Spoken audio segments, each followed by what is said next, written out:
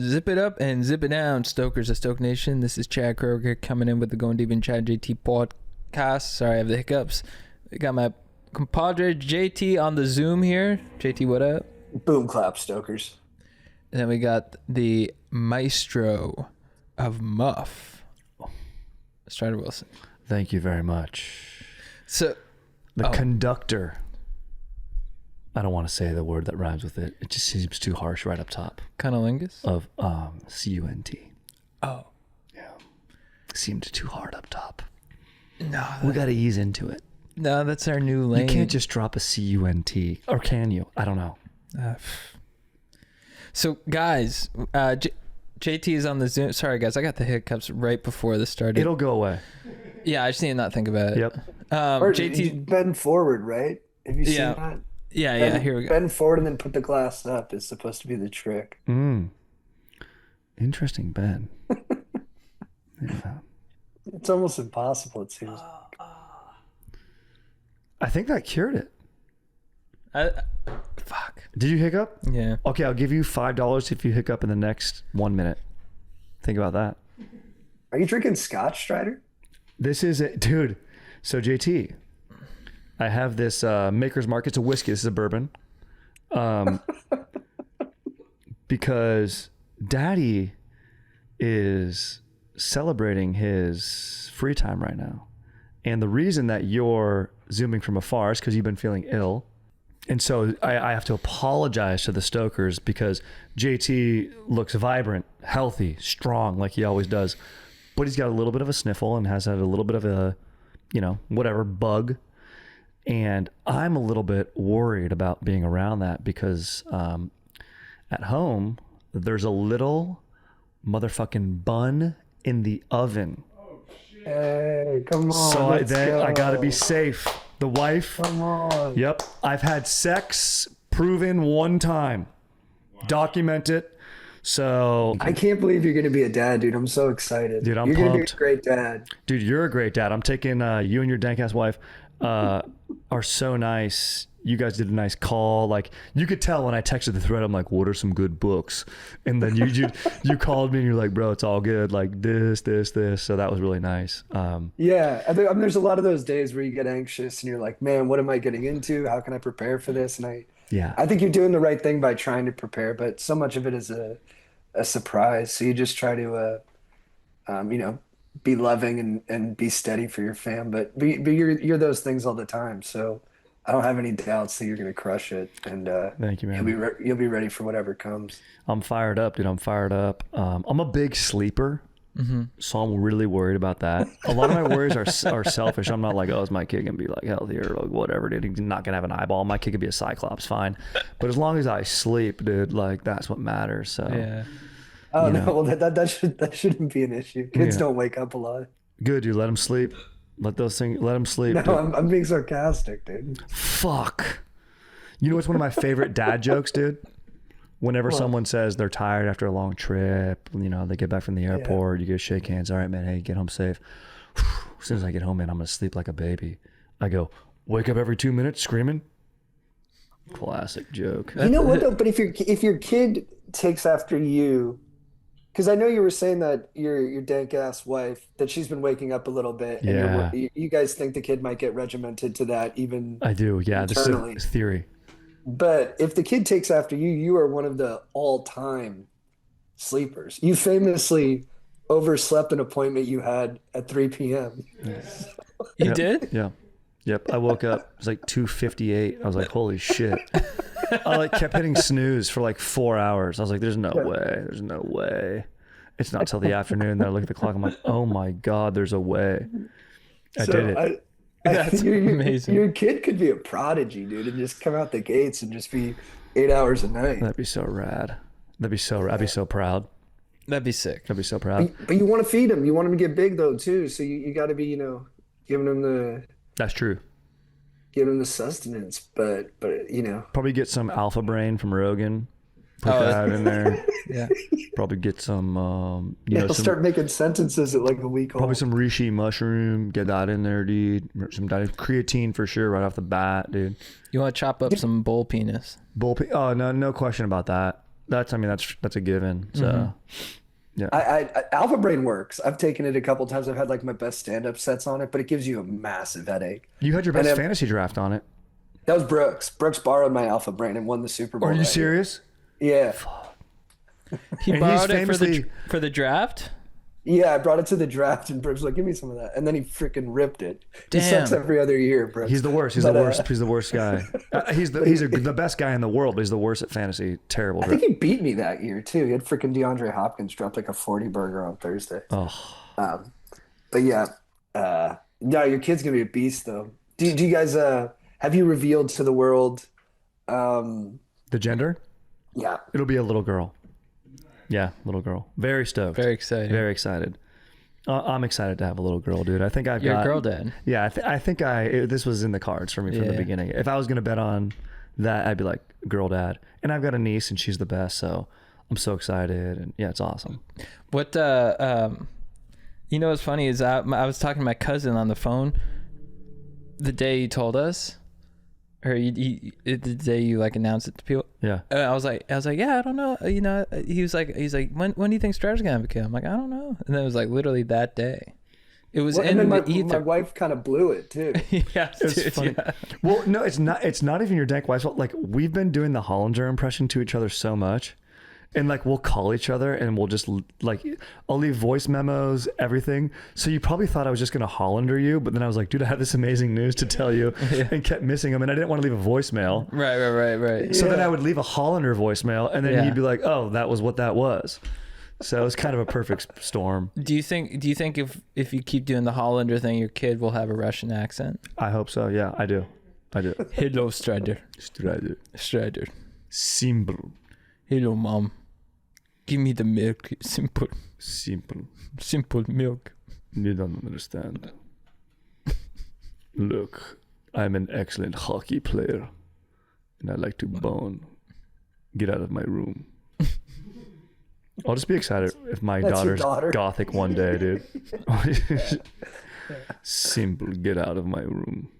Simple. Just simple. Are you gonna like raise her religious? You know, I think there's some good stuff to, I mean, I'm just so lazy. Like, there's no way, bro, that I'm going to go to church every Sunday. I probably should. You did? I think it's important to have community, but I did like every Sunday. Dude, I didn't even know there was a church that wasn't 9:00 mass. I found out there was like an evening and an 11. I'm like, why? Mom, Dad, why you been boning us my whole life? You went every weekend growing up? Yeah.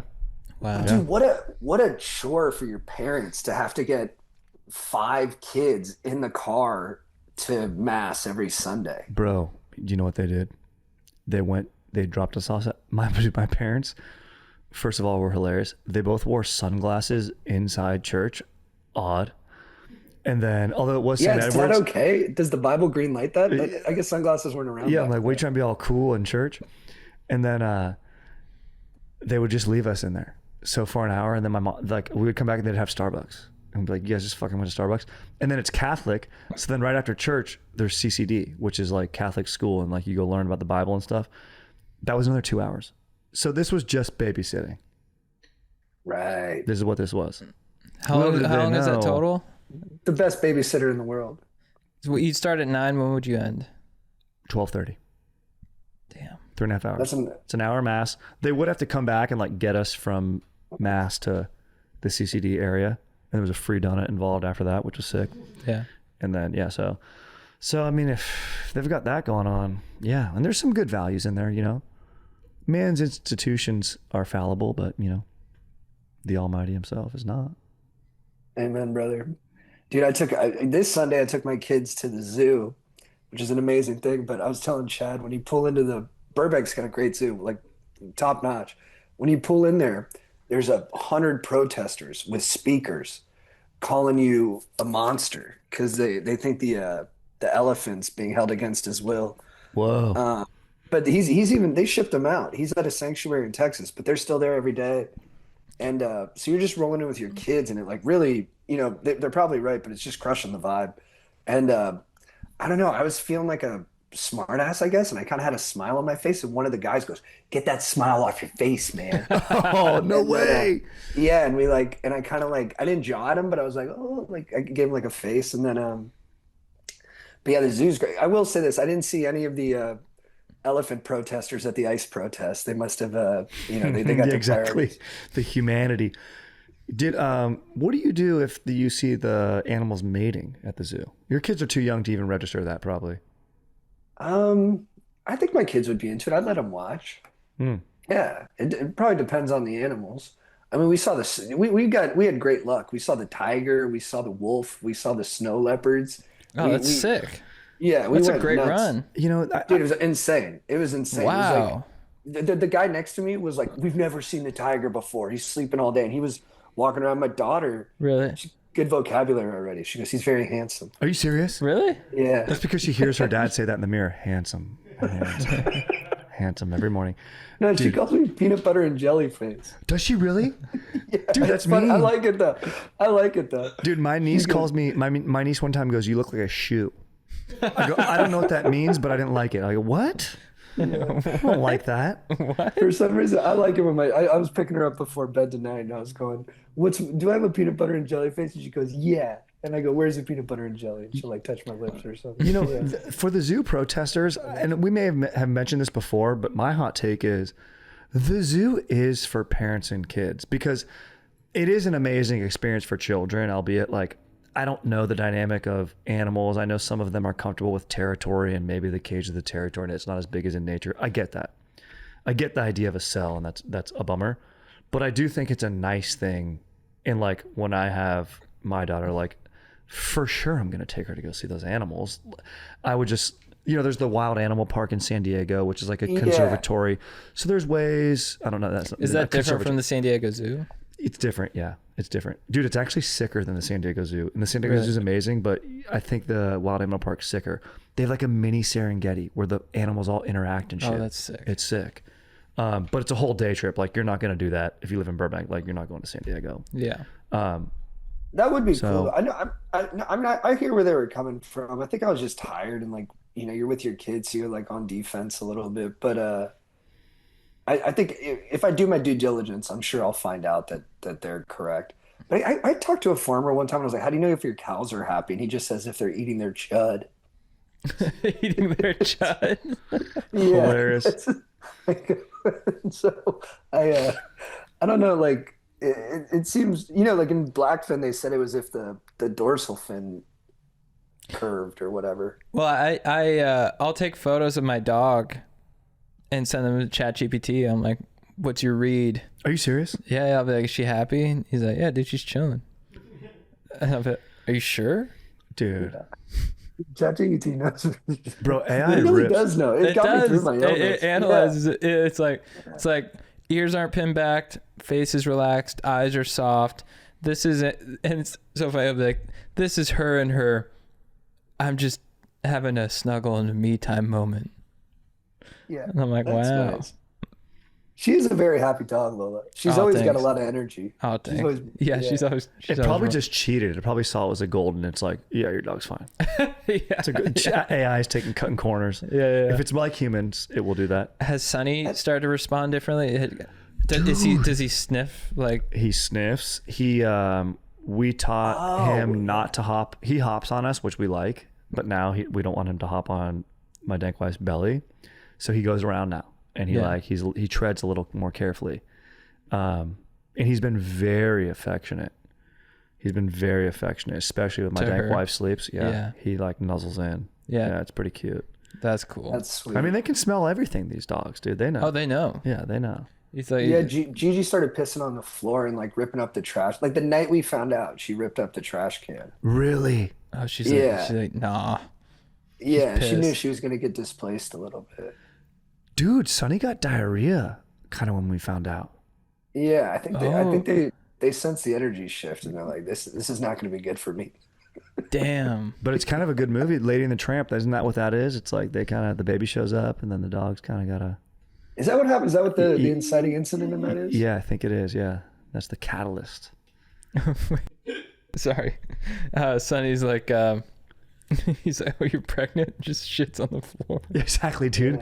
Yeah. We get a crib or whatever and all the baby stuff and just fucking shits in all of it. It's great. In dog custom, that's actually celebratory. Yeah. Yeah, exactly. That is like, they're just, yeah, let me piss on you real quick. Congratulate you. Yeah. That's hilarious. Dude, it's a big year. 2026, dude.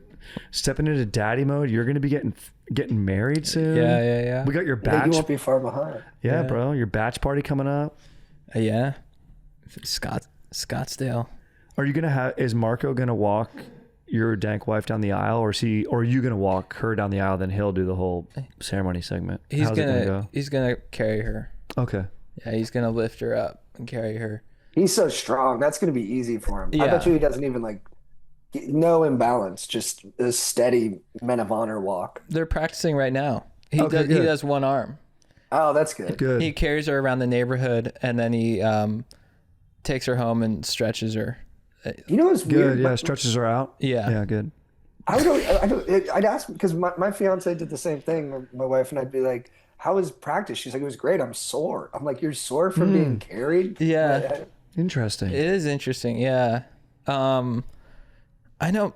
She said she's like, yeah, we're just gonna watch a movie. We're just gonna watch Saving Private Ryan. I'm like, well, that's my favorite movie. You never watched that with me. She's like, well, Marco knows history, so he's gonna walk me through. Oh, But then she'll be like, yeah, I'm sore after watching Saving Private Ryan. interesting. And I'm like, well, it is a tense movie, I guess you could say, but I've never been sore after.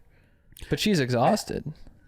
So similarly, they watched American President together, which is a movie I really, just adore. Yeah. And then she came home. I was still excited to talk about it. I'm like, Michael Douglas was ripping in that thing. She's like, what movie? Michael Douglas was in what? I'm like, what? Yeah. Really? She had no idea Michael Douglas was in the movie. I guess he's such a chameleon. Yeah. He just slips into the role. Yeah, exactly. Wow. It's crazy. Yeah, slips in. Yeah. Is that what she said, right? Yeah, she said, oh, he just slips into that role. Dude, my wife, she knows I love the Civil War, and she watched Gettysburg. It's a 4.5 hour movie. Ken Burns. No, that's the documentary one. But there's one from 1993. I think it's Robert Maxwell's the director. I really love it. Jeff Daniels is in it. There's also Gods and Generals. Anyway, she's like, "Can you believe who's your most favorite Robert E. Lee? Is it Martin Sheen or Robert Duvall?" And I was going to answer, and she goes, "No, shut up. I'm on the phone with Marco." But I couldn't tell because her voice was hoarse from watching Gettysburg on DVD. Does that ever happen? Like, does your wife ever get a sore throat from watching like a DVD? Yeah. All sorts of weird things happen to her voice when I call her when she's with Marco. Mm-hmm. Like sometimes she can't get the words out. It's like she's gagging. Oh, yeah. Sometimes it's tough reception. It's like it must be like a Brazilian cell phone company or something. Yeah. No, she's with Marco right now. I tried calling her, and and she was like, "I told you not to call me." What time's your appointment? What time's your wife's appointment? Boundaries are important. Yeah. Yeah, my wife has an appointment with Marco later too. Tonight? Yeah, I'm gonna pick him up later after the pod. She said you can record as long as you want. Don't worry. So no stress. He's a busy guy. He is a busy guy. Mm-hmm. Wow, is he? He's so cool. He's so cool. Yeah. You know what's cool is I don't know if you guys do this too. When I drive them around, they sit in the back seat like it's an Uber. Yeah, exactly. Yeah, I just don't think he has a motorcycle, but not a regular car license. Mm-hmm. So it makes sense. Yeah, it makes sense. Mm-hmm. They make me they put up like a beach towel, like a limo style. So I can't look back. Yeah. I guess it's something with like the humidity and Pilates and just and the ligaments get looser that way or something. It's kind of like a warm up, I guess. Mm-hmm. Yeah. And they make me turn the music up. Well, cheers to Marco. Yeah, cheers. You downed your glass of water. I downed my glass, yeah. Okay. Oh, you got. Is it bad form to cheers with water? I've heard that. I feel that's kind of discriminatory. I'm like, cheers whatever fluid you got, brother. Yeah, maybe all water. Like if everyone's cheersing water, but JT's got like a hydration drink over there. I've got a whiskey. And I mean, you've got LA tap water, so brother, God knows what's in there. Yeah, gray water, baby. That was shit 2 weeks ago. Oh, is it already toilet water? No, actually, I don't think that's in the drinking supply yet, but we'll get there. You feel great. What do you think, speaking of weird stuff of ingesting, what do you think got you, bro, if you're down to share? I think I got norovirus, but I didn't get the kind where you're shitting and puking. Nice. I just had like terrible stomach cramps and like no energy. I slept 20 hours on Monday. Whoa. Wow. And we were supposed to shoot. Yeah. And I was going to try, and like, thank God I didn't. I would have been asleep. I tried to shoot today with Chigas, and I couldn't do it. I was like, You're just in the cars. yeah, like I had to bother people. And the first lady I asked, you got to have energy to like kind of, do that on the street stuff. I'm like, hey, ma'am, can I bother you for a little bit? And she just walked away, and I just put my head in my hand, and she just goes, it's all right if we don't shoot, man. The cheeks. Yeah, so I had the noro, and that banged me up for like 36 hours. And then right when I got better from that, I got a pretty wicked cold. And that's kind of what had me banged up today. Immunocompromised, bro. That's what's up. I know, but it was Slipped just in on you. Are the little kiddos okay? Yeah, dude, my son, Tank, he got it first. All he did was throw up once, and then he was over it. And he was fine, like, from then on. Being young rules. He just threw up out of nowhere. I thought it was from our food until then my wife got it, too. And then I was like, oh, okay, we're all passing something around. But, yeah, the kids are okay. They're tough. Yeah. But they probably started it for sure. I think that's how it goes, right? They're in daycare. It's at that stage. They bring stuff home. These are the things about having a kid that I look forward to, where I'm like, should I wear a mask around my kid? But I'm like, that's weird. I'm not doing that. Hilarious. Like, you can't imagine your kid. My dad's an alien. Yeah. Well, it's because Aaron used to come in when we were recording like sick all the time. Yeah, bro. And I didn't have kids yet, and I couldn't like comprehend. I'm like, dude, you came to work with a cold. But then once you have like babies and toddlers, you just sick changes. You're just like, I'm always in a stage of being sick or just coming off being sick, and you just get used to it for a couple of years. It was a big mental flip for me because I'm such a hypochondriac, but yeah, you'll get through it, brother. Do you feel it as much, or are you just kind of like used to it? You don't feel the colds. I don't feel as much. So I was like, I didn't think this one would bang me up that much, but then this one, like, I had to slow down. Normally I can power through, but this one I was like, I felt like such a pussy. But yeah, it just beat the shit out of me. Yeah. No. I was just floored. It'll fuck you up. Just laying on the couch, just sleeping. I didn't realize norovirus is the thing that tears through cruise ships. Yeah, so I'm happy about that because I don't think we're gonna get it. I don't think there's a lot of strains. You'll be safe. Yeah. Oh, you guys are doing a cruise soon. We're doing a cruise. Yeah. That's gonna be. I saw that. That's sick. Yeah. I think, and this isn't to take away how cool we are. We got nice billing on the poster. I saw that. But I think we're replacing Adam Ray. I think so too. Because I could see from the comments, people were like, "What happened to Adam Ray?" And this is the third or fourth time we've replaced Adam Ray on a gig. Like the last year, so we must have the same agents or managers. We do have the same agent. Yes, every time Adam, he's busy, guy's crushing it. They're always great gigs too. I'm always psyched, but yeah, I hope he stays busy. Yeah, keep going, Adam Ray, baby. Yeah. Book some movies, dude. Yeah, shout out Adam. Yeah, bro. Dr. Phil to the fucking moon, baby. Yeah, let's go. But I'm fired up for that, man. It looks like a fun bunch of comedians. It's just gonna be like, not that I care, but it's gonna be like 95% dudes on that thing, right? I would assume so. I would assume so. Yeah, but that'll be interesting. Just being on a boat with 2,000 guys. Yeah, I'm curious. I'm very curious what the audience will be like. I think we're just gonna be like wrestling at the pool. Yeah, I mean, I'm a big cruise guy, so I'm pretty. You are. I'm excited to go with you, like an elite cruiser. I know, but I'm kind of a I just like being on the ocean. Although if there's like a sexiest man contest, we gotta do that. Yeah, for sure. I think all the comedians, I'm sure, are going to dive straight into that too. Yeah. So you don't like going off boat when you hit like one of the? Oh no, I'll go off boat. I like we're going to Cozumel. Mm-hmm. Yeah, that's a sick island. Maybe do scuba. Yeah, you got to. And where's it? Tampa to Tulum? Did I see that? Tampa to Cozumel.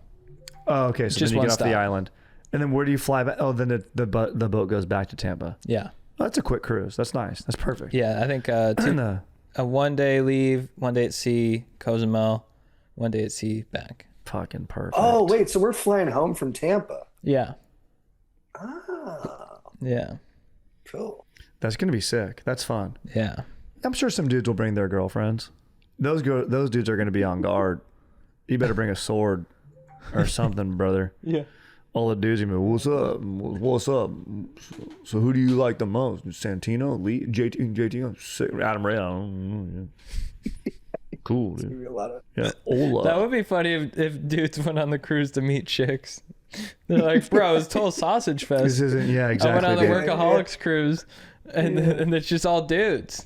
It's kind of like the most beautiful thing. Like it is kind of like a dude's wellness retreat. Like you're gonna be laughing, hanging out, seeing like super funny guys. You guys are fucking hilarious. I love Bobby Lee. I love everyone on that whole roster. It's gonna be awesome. Like it is gonna be, and there's no stress of like having to hook up with a chick. Yeah. You're just gonna go to your fucking cabin and jack off later at night. That's what I've done on every cruise I've ever been on. Oh, it's just perfect with no pressure. big jack off time. Yeah, it's emotional it could bonding. be like, like Lord of the Flies is like this awful story about like if you get man away from society, we just turn into like savages and turn on one another. But there was a group of Tongan boys who got shipwrecked on an island, and they worked together like in total harmony. And when they picked them up a couple years later, they were thriving. And I feel like that's what the cruise ship's going to be. I think that's exactly right.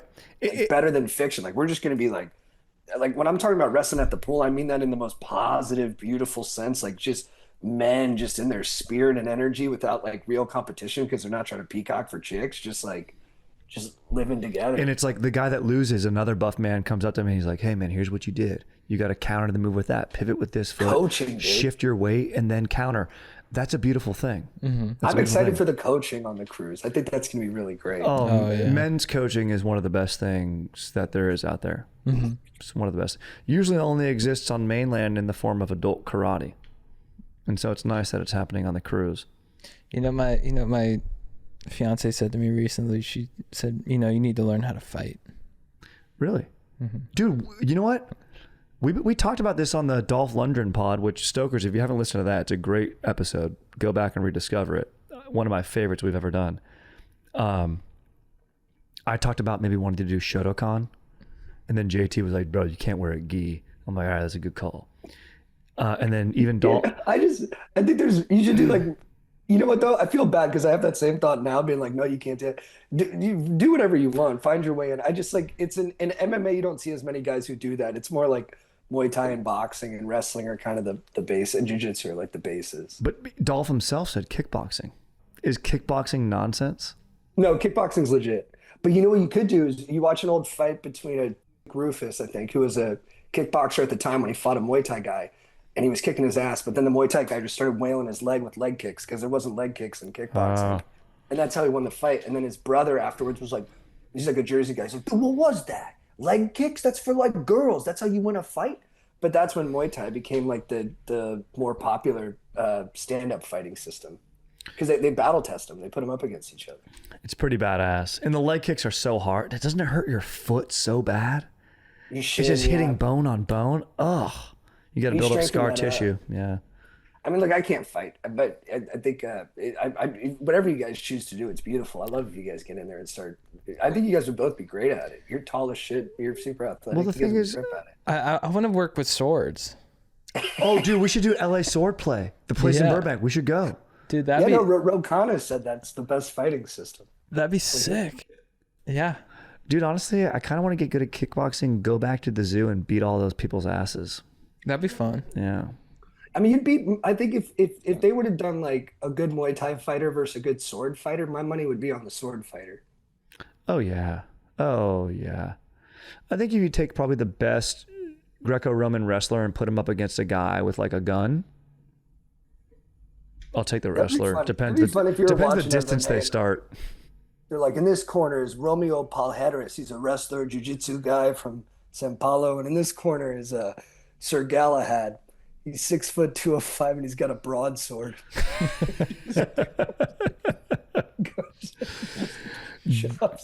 Dude, it's funny.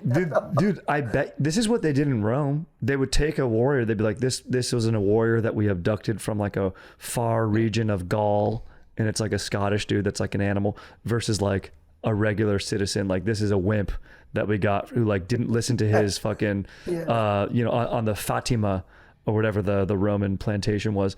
He didn't listen to his lord. So, but we've given him the Roman sword. Who will win? Go. And then people would eat bread and watch that. Would the great spectacle. Would the foreign guy usually just destroy him? Bro, I don't know. I mean, I think. Or would they rig the game against him? It's a good question. Depends who the ruler is. And I guess if they hype up Rome and like the Roman sword element, then maybe they'd want that to prevail. Yeah. But that would be interesting. You watch that and they're like, this is a battle between, normal Roman soldier and a great warrior from Gaul. Before the guy kills him, just the tiger comes and eats him. Yeah, dude, they would do that. What happened? They still do stuff like that in Russia. Like, you'll just see stuff on social media where it'll be like 6 dwarfs versus like a regular sized man. That's but he's like a good fighter. Yeah. And like the dwarfs are good fighters too, but he'll be like karate kicking them out of the ring. That's hilarious. You're like, I'm glad we don't do this here, but I'm glad it happens somewhere. Yeah. Oh man, dude. I've watched this probably like 5 times in the past week. Is just this section. I watched the movie, but just this section, Free Solo. I've seen it. I saw it when it came out, but dude, it's incredible. I know I'm late to the party here, but had you not seen it? No, I've seen it, but I just like now I'm like obsessed with it. I don't know what happened. Yeah, because you were always more of a Don Wall guy. I was more of a Don Wall guy. At first I thought Honnold was kind of sorry, I just keep hiccuping. It was kind of a douche, but now I'm like, nah, he's not a douche. And it's just such an incredible. He's just like super hyper focused. He's just so locked in. He's just the ultimate.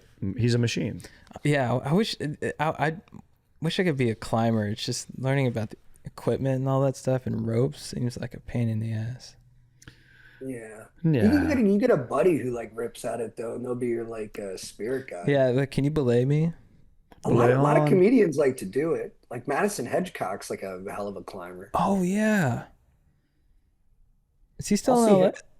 Yeah, I'll see. I think he still lives in the South Bay. I'll see him on social media doing like V6s, really V7s. Whoa. Oh yeah, he's getting like sideways and Dude, we did your birthday party years ago. That JT that was coordinated. So sweet. Yeah, you threw the best party. It was like protein and climbing. It was the best party of all time. I got only chicken and steak for the food. That was hilarious.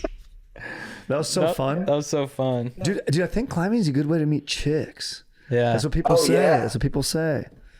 Chicks with tattoos and stuff. Yeah. Like an off-centered leg tattoo. Yeah, exactly, bro. Oh, exactly on the tat. Like of that, like Anasazi dude playing the fucking thing. Like everyone has that tattoo. Yeah, sick. Yeah, she went to like Brown, and she's like, I was like, I lived in a house with 4 other chicks. We all like, scissored, but I don't identify. Yeah, exactly. I did a element of that when I was in Switzerland, learning about like predominant like most optimal social systems for government. But I realized best thing to do is nurture your soul. So now I climb and just fucking great chicks, by the way. I didn't mean that in a derogatory sense. They're the best chicks, dude. Besides our wives. Yeah. Not mine. Dude. Oh, your stomach got you fucked up right there? Yeah, I think I was laughing too hard. See, dude, that's what I'm saying. That's why we had to do this on Zoom. That would have worried me, dude. No, it was silly that I was trying to make this happen. I was like, no, we can do this. Let's get in person. And you were like, dude, my wife's pregnant. I was like, dude, if I got my wife sick, I'd be like, holy fuck, dude. Because she's had her, morning sickness and shit. Like, yeah, of course. I would feel so bad. Oh. I just kept thinking I was going to get better. I was trying to be optimistic, but and it just kept, every morning I'd be like, Chad, I can't do it. Yeah, I know that feeling. It's the worst. It sucks. When it just doesn't go away.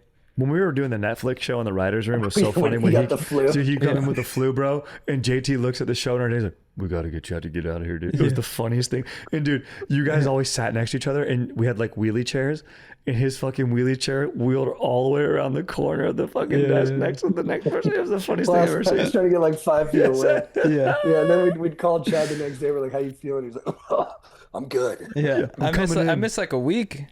I think that was early COVID. I think it was. It was right before COVID. It was that December before COVID. And I was coughing nonstop. Oh, do you think you got COVID? I mean, I didn't lose my sense of smell or taste, but I was coughing nonstop. That would kind of make sense because you didn't get it again for like 2 years. Yeah. So it kind of it tracks. I had all the symptoms. Did you ever get vaccinated? You don't have to answer that if you don't want to. Yeah, I did. Oh, nice. Yeah. We all had to for the show. Oh, that was the thing with Joe. Yeah. Go listen to the episode with Joe. People loved it. Oh yeah. Hilarious. We had to record that episode twice. People might not know this. We had to record it twice because the first one had like sensitive information about production companies and TV stuff. Oh, I forgot about that. Yeah, so the second one was worse, and people were like, "This is awful," and like, because we had to do it twice. Or we didn't have to, but. Yeah, just grilling Joe. Oh man, why won't you do it? This principled man, dude. Hey, he's doing good. Passed at the store. Let's go. That's buddy. awesome, dude. That's a huge achievement, man. That's really amazing. Guys, we are on tour. We are going to be in Bozeman this weekend. Tickets are selling out. We added a late show on Saturday, so make sure you get your tickets before they sell out. Bozeman, Montana, what up? Then we're going to be in Washington, D.C. Then bringing the one-man show back to L.A. at the Hudson Theater, and then San Francisco on March 25th, and then San Diego on April 9th, then Denver, Colorado. Those shows got moved to May 6th through the 9th. So get your tickets at chadandjt.com. Also, check out our new YouTube show on the Chad and JT Go Deep channel. So stoked on it. So stoked on you guys. Guys, let's say you've been stuck on a 6-month wait list for a psychiatrist, or you're bouncing between mental health sites, or you're going through a rough patch. You got ADD, maybe you're dealing with some depression, maybe something's going on with your mental health, and you're like, dude, I gotta see a psychiatrist. That is where Psychiatry comes in. Psychiatry is a 100% online psychiatry practice that provides comprehensive evaluations, diagnoses, and ongoing medication management for conditions like ADHD, anxiety, depression, bipolar disorder, OCD, PTSD, insomnia, and more. Unlike therapy-only apps, Psychiatry is psychiatry. That means you're seeing a medical provider who can diagnose mental health conditions and prescribe medication when it's appropriate. All their 600 plus clinicians are in network with major insurers, so you can use your existing insurance instead of paying monthly subscriptions or out of network fees. That's huge. Use your insurance on this one. Hell yeah. And you'll meet with an experienced licensed psychiatrist who takes the time to understand what's going on, builds a personalized treatment plan, and can prescribe medication when it's right for you. Your care stays consistent and evidence-based. Getting started with Psychiatry takes just a few minutes. Complete a short online assessment, get matched with clinicians who fit your needs, and schedule your first visit in days, not months. Head to psychiatry.com/go-deep and complete the short assessment to get matched with an in-network psychiatrist in just a few minutes. That's psychiatry.com/go-deep to get matched in minutes. Should we do these hot takes? Fuck yeah. Yeah. Strider, you want to kick us off? Yeah, let's fucking go, baby. Okay, let's see here. I've got a lot of fun ones here. Let me see. What's a hot take, dude? This is a very hot take. Blazers better on women than men. Ooh. Oh. I like that. Okay. Agreed. Okay. Yeah. A woman in a lady suit. Yeah. And pardon the pervert that's about to present itself from within me. No pants. Oh, of course, no pants. But the little bit of the, I'm picturing her wearing like a blouse and a little bit of, a well-chested woman in a blazer. Very nice. Also, I like to do this when we do the hot takes. Conversely, skirts, aka kilts, better on men. Whoa. Wow. Keep it balanced, and you might say, Dude, what are you talking about, Strider? Skirts are the best. Women have cocktail dresses, sundresses, arguably better than the skirt. Well, here's the thing, because your balls on accurate and you're nailing it. A dress looks better on a woman because they got the hips. Thank you. The whole physique. Yeah, you got to get the women's hips and their more fatty glutes in there. Mm-hmm. But the skirt obscures that. And so if you got a skirt, what you're really highlighting is the quads. Correct. And the best quads, all due respect, are on the fellas. Thank you. It's a good assessment. Thank you very much. And the jacked calf. I want to see the jacked calf. Yes. So dude, nailing it. I think that's better. And then for me, for my money, a dude in a blazer, vanilla. Unless you're a hockey coach. Not ice either. A hockey coach in a taupe blazer with slicked hair, I'm in. What's taupe?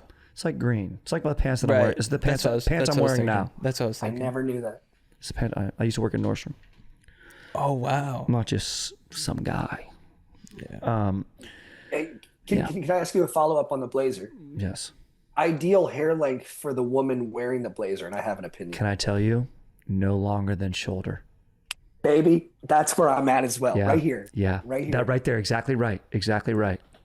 And then I'm getting horny now. Yeah, me too. I just got a little horny thinking about that, dude. I'm not going to lie. Here's a cue. So what do you think has the best mix of...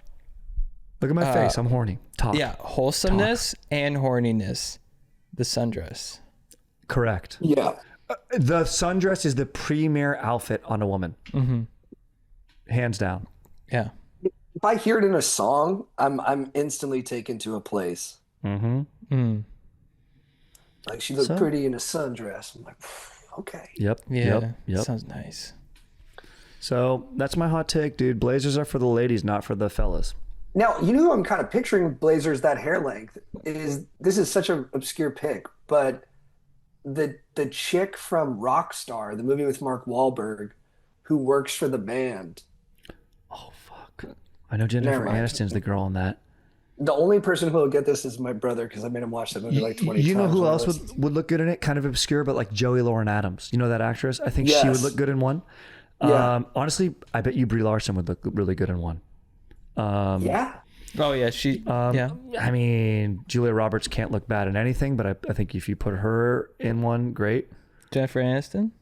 Oh, of course, Jennifer Aniston. Mm-hmm. I keep. Oh, Charlize Theron. Oh yeah. I keep thinking of who she was in. She's in random movies. She was in like Harold and Kumar, and I don't know her name, but she looks good in the sundress. Can I tell you? She's blonde. It's almost one of those things where someone in a uniform is nice, like a pilot. Like you kind of get why women are into pilots, or like even A Few Good Men. G.I. Jane, you think of like a lady in the uniform, it's nice. Yeah. Even though that's not technically a blazer, but it's dignified. Jake, go up. It's a hint of, yeah. You thinking Malin Ackerman? Malin Ackerman. Oh yeah, I like Malin Ackerman. Yeah. She's a good actress. Yeah. She's like from Australia. Oh, she is? Nice. From The Watchmen, and she was in a recent Netflix series, A Whodunit. Dude, my wife and I watched His and Hers on Netflix. Great. Dude, it was good. I liked it. It's awesome. Dude, it gets very dark, but it was good. The twists and shit. Oh, come on. Now, you gonna say that with no evidence? Come on. You kind of get annoyed. Come on, Boston. You kind of want what's that actor's name? Robert Bernthal. Bernthal. He was great. You want Bernthal to be guilty. You're like, you're an idiot at this point. Like, yeah. Oh, he's so stupid in it, but he plays it so he brings so much like body and personality to it. It's so on point. It's perfect. How fucking evil are those chicks in it though? Oh, dude. Jill, my dank ass wife and I, when we were watching, we were like, that's almost too evil. Like what they too did. much. They're like human and traffickers. They all just like move. You're like, what the fuck's going on? And then to go sleep with let's just spoil it. To go sleep with the husband of the girl that you like set up an essay on. I'm like, that seems a little bit. It's a little too you're gnarly. The devil. Yeah, it's the most evil thing I've ever experienced. Like watching something. So like it's very dark. Yeah. But it had to go that way to be surprising, I guess. The twist at the end, I don't think anyone could have predicted that. No. No, that's a little hard to believe, honestly. Yeah. That she was able to do all that. Yeah. It is. But I liked it. But now I'm picking nits because I really much I like that show a lot. I had a good time the whole time. Same here. Yeah. And dude, is it so nice when you got a show with your wife? You gonna say that? What are you doing? Yeah. He'd derail the one smart lady detective. He'd be like, fucking. Him and Pablo Schreiber too. I thought they were because Bernthal's so masculine. You're like, who's gonna be more macho than him? And I thought Pablo was up to the challenge. Oh yeah. I agree. That was good. And you knew he was gonna have some sort of arc because you're like, it's kind of too big of casting. So you can kind of call it with the casting. You're like, yeah, you've been in some movies, bro. Like something's going to happen with you here. So I was always like, this. Yeah. Yeah, bro. Makes me terrified to have kids. Hey, do you remember, I knew you were, my wife confirmed this. I knew Strider had something big going on in his life because I could see it in his shoulders when he went to get his second beer when we saw Anaconda. And he's so funny. You know me so well. He knew me so well. Yeah, I was like dealing with. Wow. I went home and I go, honey, Strider, something's going on in his life, something big. There's something going on. I saw it in his neck and his shoulders. And then like a week later, because you know what it was? It was the best thing possible. Yes. I was like, this is amazing. Yeah. But it was funny. I was like, right when I found out, I was like, I knew it. But we were at one of those points where like we were 2 days away from like results of genetic testing. And like, you'll go through this when you have a kid. You go through these hoops of having a kid, and it's important information to have, but it's like so tough. It's like, now we test if your kid is like, has an eyeball, and if your kid's gonna fucking, be a percentage of like having this thing go on. Yeah. And you're like, oh my gosh. It's terrifying. Yeah. Man. We had overlapping genetic abnormalities. So there was like that's scary.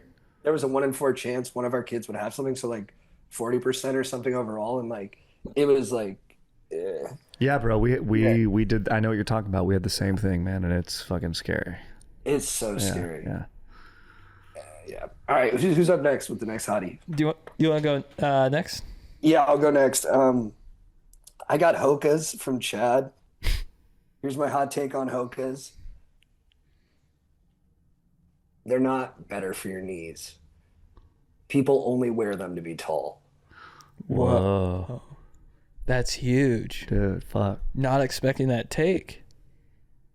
I mean, I wear them. They're fine on my knees, but I don't know. I like that extra edge. Is that what people say? If people say they wear them because the softness of the shoe is better for the knee. That's what they say.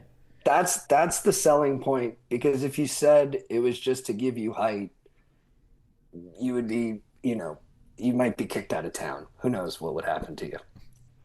Yeah, because they don't need that much foam to achieve that much softness. No. I mean, I'm not an orthopedist. I would almost imagine less shoe is probably better for your knees and hips.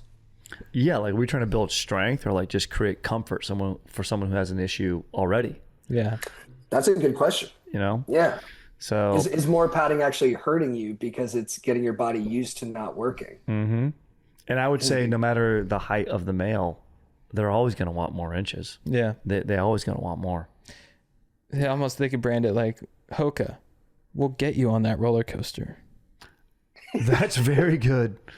That's very for like good. Kids, Yeah, for sure. And when I was in high school, I was tiny. I think you meant for adults too, like a 45-year-old guy's like, that too. No, that is what I meant. I want to get on the spin rider. Yeah. Come on, let me on, man. I've been able to ride this my whole life. Hey, dude, you should wear some Hokas. It's like 48 inches. Changed my life. I got it. I got on the teacups finally. That's bold. That's a good take.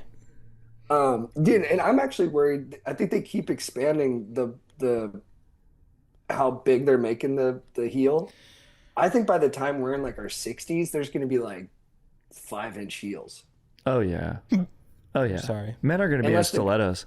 Unless the government comes in and just regulates that shit. That's true, because RFK might come in and be like, look, this is fucking going to hurt, your forward momentum. It's going to really for plyometrics. We've been looking at the shoe designs. It's gotten to a point now where the composites are destroying young men's knees. Have never been worse. And so it's up to us to put a stop to it and bring us back to normal shoes. Dude, that's a good fucking RFK, dude. That's a good RFK, bro. Senator, you yourself funded a study that said 2007. Dude, it's got to be a prank on society. Like, I don't know, man. Are billionaires just laughing that this is the head of health, the dude that talks like this? Well, like it's unbelievable, dude. But then the person before him was like a fat lady with like blue hair. So it's like, oh man, fuck. Yeah. Can't we just No get like a no fucking? disrespect.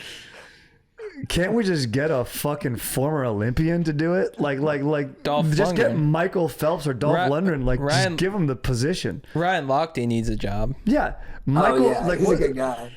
Michael Jordan, somebody, dude. That'd be sick. Any 13th dude off the bench for any Division II basketball team should be doing that job. You know, it'd be funny if they're like our new head of health, Larry Bird. Yeah. Oh, I love, dude. Larry Legend. Throughout his back sick. farming, Right. dude. Yeah. All right, Chad, you're up. All right. JT sent me the BBLs. What's my hot take on the BBL? I'm gonna say it. Yeah. So the BBL, you know, you're taking fat from other parts of your body and you're putting it in your ass, right? But here's the thing. When you don't have when you're just stuffing fat in there, the tissue, the fat dies. You can't just stuff shit in there. So they literally smell like trash. Whoa. BBLs are stinky. Really? I don't know for sure, but that's the reputation. Yeah, here's my hot take. BBLs stink. BBLs stink not because of the function of the ass. It's the whole thing you got going on. It's what you're putting in there, and it's also limited function. Ladies can't, it's tough to, like bodybuilders, they can't wipe their ass. Same with the BBL.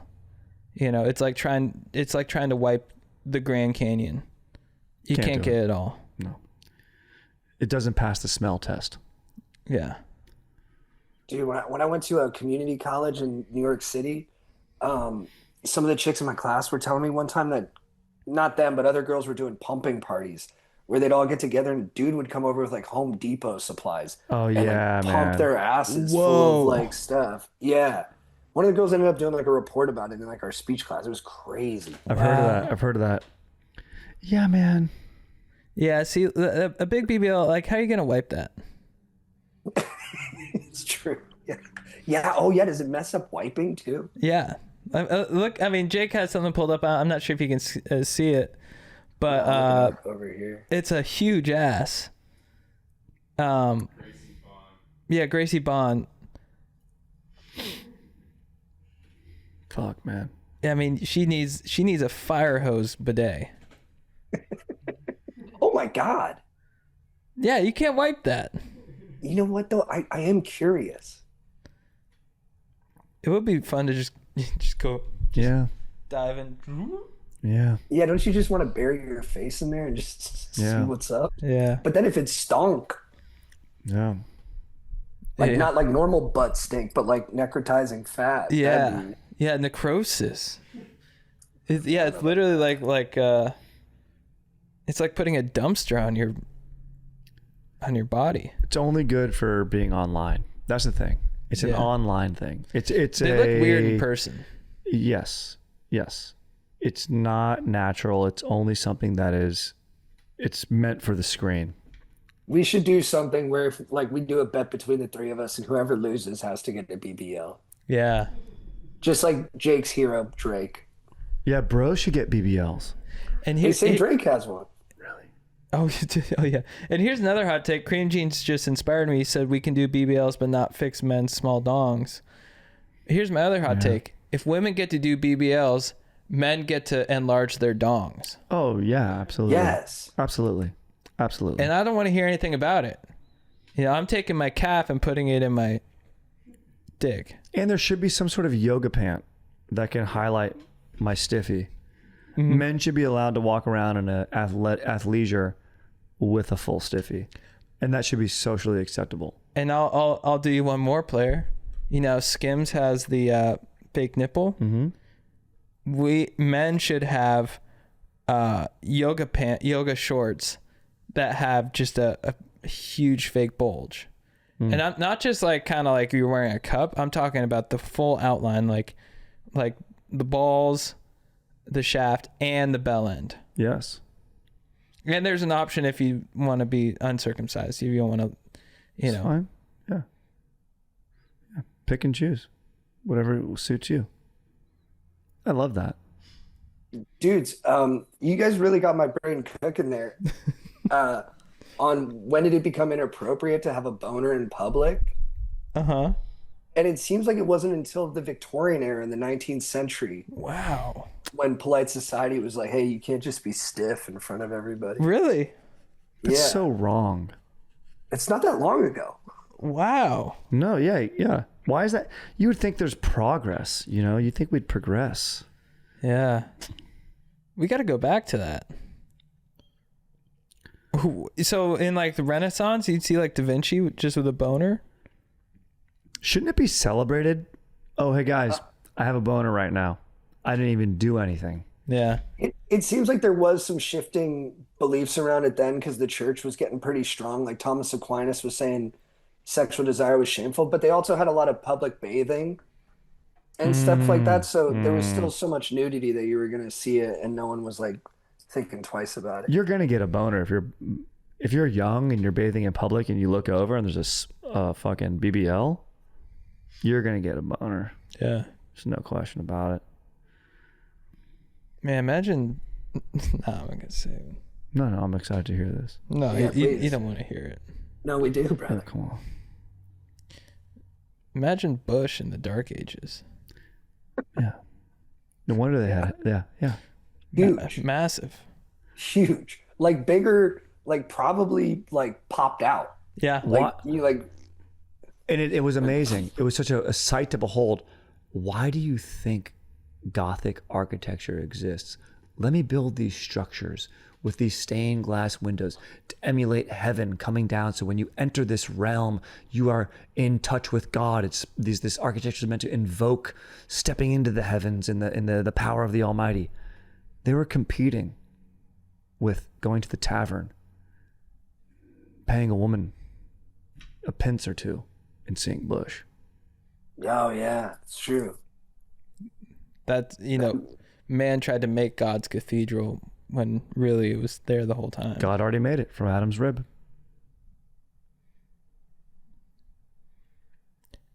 And on the 8th day, he created Bush.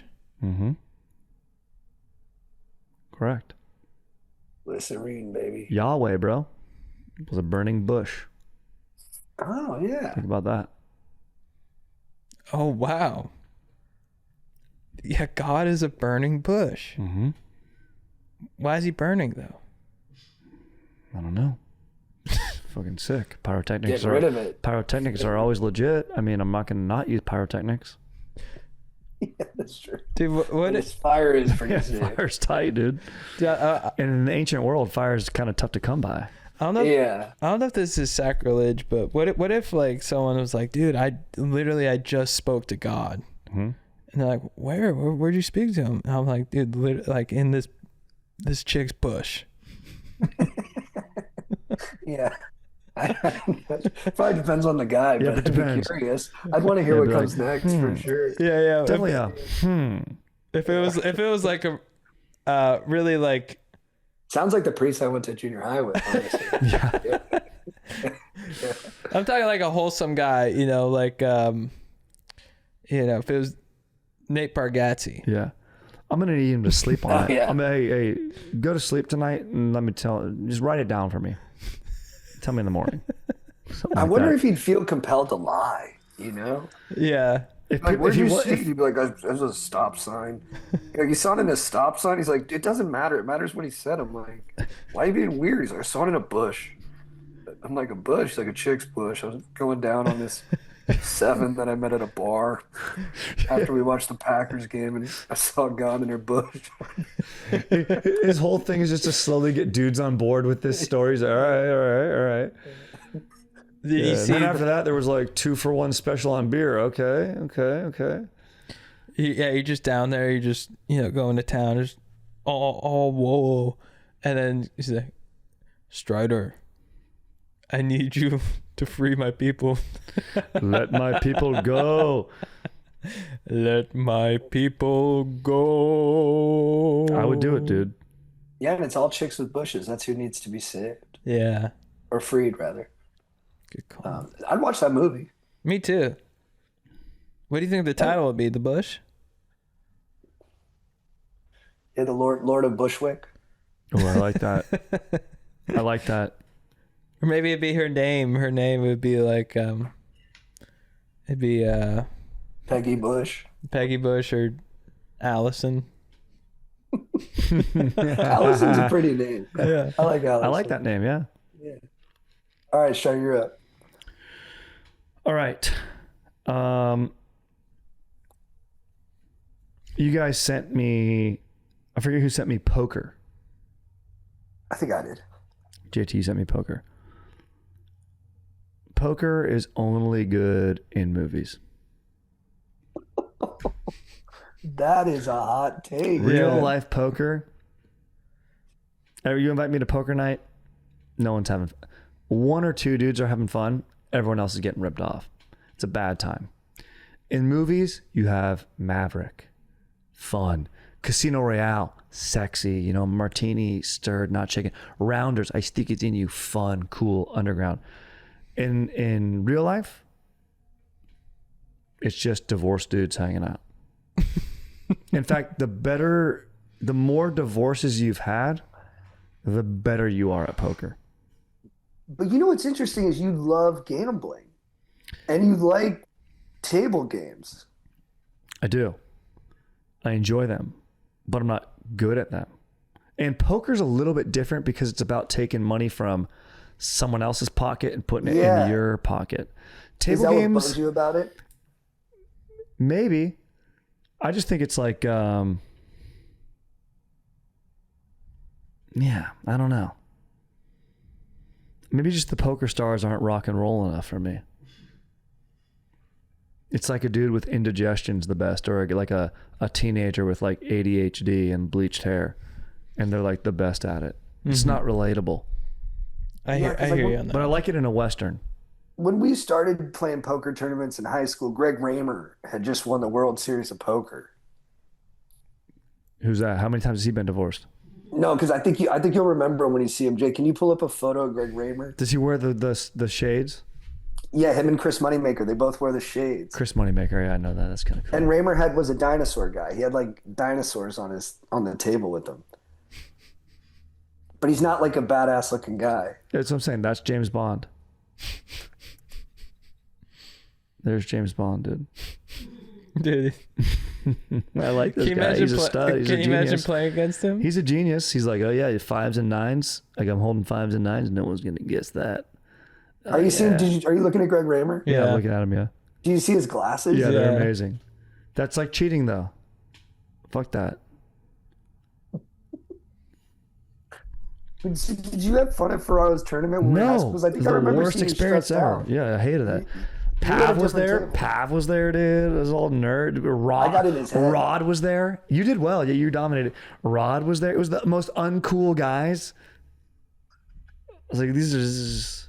Well, they're gonna listen to this, dude. Let's just eat pizza. Yeah. I don't know. That's my take. My take, I guess, to make it concise and salient in my log line of my take is poker. Poker in real life sucks. And the only way you're good at it is if you've been divorced multiple times, because you know what you're anteing up with. You've got real life stakes. You know, that's your estranged kids. Dude, yeah, 100%.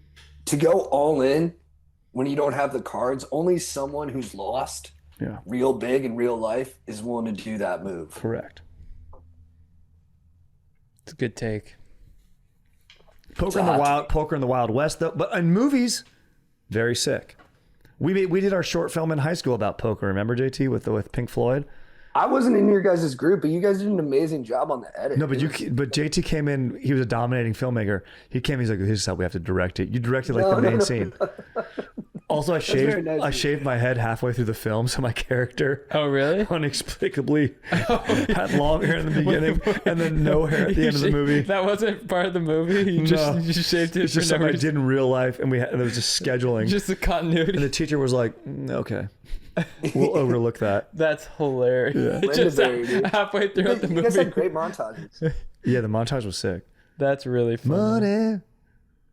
All right, guys, this episode is sponsored by Kalshi, a new sponsor. So psyched on it. Kalshi, the largest prediction market in the U.S. Kalshi allows users to trade event contracts peer-to-peer rather than playing against the sportsbook.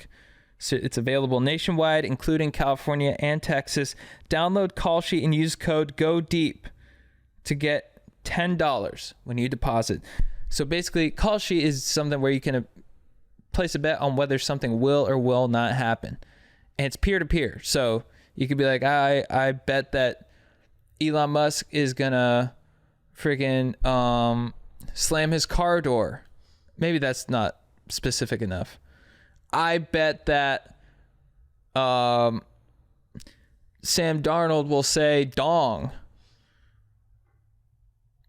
when he's talking to the sports journalists during the Super Bowl. You could bet on that. You could put that out there on Kalshi. You can. That's how cool it is, guys. Kalshi is all you're hearing about it all the time. Kalshi is all the rage. Everyone's talking about it, and they're all making cool ass bets, and you can get in on it. It's peer to peer, so you're trading with other users, similar to buying or selling a stock, and you can jump in or out of your position at any time to lock in a profit or cut a loss. That's huge. You can buy a yes contract if you think an event like will the New York Jets win the Super Bowl this year happen, or you can buy a no contract if you think it won't happen. Those are better examples. Will Kendrick Lamar win Album of the Year? Will President Trump pardon Diddy before 2027? Those are better than the Sam Darnold saying dong thing, but you can also create that. I actually might do that. So look out for that. Actually, I'm gonna create that. Kalshi is where you put your money where your prediction is. Download the Kalshi app and get $10 when you deposit with code GODEEP. Use promo code GODEEP when you sign up to get $10 when you trade $100. Kalshi. We make bets. You been watching movies? Dude, me and the lady we watched, I've been watching The Wire a lot, but me and the lady watched Starred Up, this British prison movie. Uh-huh. One of my favorite movies ever. It was sick too because she loved it, so that fired me up. I was like, dude, she gets it. But yeah, I would recommend that to all the stokers. Starred Up. I think it's an impossible movie to dislike. It's so badass. Mm-hmm. It's so well like written and just like there's no fat on it, and it's just it'll shoot you out of a cannon. Have you seen it? I don't think so. When did it come out? Maybe like 2017 or something like that. What's it called? Starred Up. Oh, Starred Up. Okay. Yeah, I think you'll love it, dude. It's so sick. 2013, damn. I don't like being off by that much. But it's really cool, and the acting's sick, and it's really really It's good. British. But dude, yeah. The consensus on Rotten Tomatoes is funny because it's like puts itself up there with the best British prison movies. I'm like, is that like a huge subset of movies? Yeah. But then I was thinking about it, I was like, yeah, there is like In the Name of the Father. That one's a pretty good British prison movie. I'm sure Michael Caine's got one. But yeah, I watched that and then just been watching The Wire. But dude, mostly just sleeping, bro. It's been awful. Really? This is like the most fun I've had in days. I've just been dying to like go do stuff. Yeah, it sounds brutal. Yeah, but being sick sucks. Just sipping Pedialyte. And didn't eat for 2 days, so hopefully I cut some fat. But didn't lose any muscle. What have you been up to? Did you watch anything good? Oh, you watched Free Solo. I've been watching Free Solo. I watched No Time to Die. I think the last James Bond. He isn't bone enough in that one. No. I know. Him and what's the main actress's name? She's great from Knives Out. Ana de Armas? Ana de Armas. They look at each other and like, excellent. Yeah, they have like a platonic professional relationship. Yeah. You were excellent. So were you. I'm like, no. You guys in a James Bond movie. Get the fuck out of here. Yeah, no, he's got a boner. Yeah, you guys need to fuck. Yeah. I was in the theater with my brother and I got mad. I turned to him, I was like, are they not gonna fuck? Yeah. And my brother was like, relax. And I was like, no, dude, I don't fucking come to James Bond movies to watch him fucking be courteous and respectful. Unacceptable. Yeah, bro. I bet he was pissed when he read that. Yeah. Is Gandalf in Lord of the Rings gonna be like, I don't know if I should use a spell right now? Yeah. I don't know. What kind of message does that send if I'm always using spells when sometimes I don't need to? Exactly. Like, I don't know, Gandalf. Daniel Craig's like, so who are we casting in this one? Anna de Armas. I don't see the scene where I bone her. Yeah, what's going on? Oh, we're taking a new direction with this one. Dude, you want to know what's funny? You become friends with her husband. You guys golf and stuff. Dude, one of the times I got one of the most sideways looks from my wife was before Anna de Armas was famous. My wife used to go to the same day spa as her, the Korean spa, where like all the ladies are naked together. And my wife was like, oh yeah, Anna de Armas, I used to see her at the K spa all the time. And I like, without checking my brain, I was like, whoa, she hot? To my wife. And she was like, the fuck? Yeah. I was like, so what do you want for dinner? Yeah, you got to pivot. Yeah, exactly. So I was thinking we did Mexican the other night. So I'm thinking we just get a pizza, keep it mellow tonight. What's your favorite meal? Let's get your favorite meal tonight. Let's do that. But dude, Strider, you got to find out. No, I've been trying to find out. Yeah. Every time, dude. Every time she's the happy. I give her a back massage and a foot massage, and the whole time I'm like, what's going on down there? How's your massage technique? Mine? Mm-hmm. So the back, I like to use as far spread out as my hand as I can, and get as many different points as I can. Foot, thumbs, kneading on the foot. Wow. Foot kneading, back, surface area. It's nice. Yeah.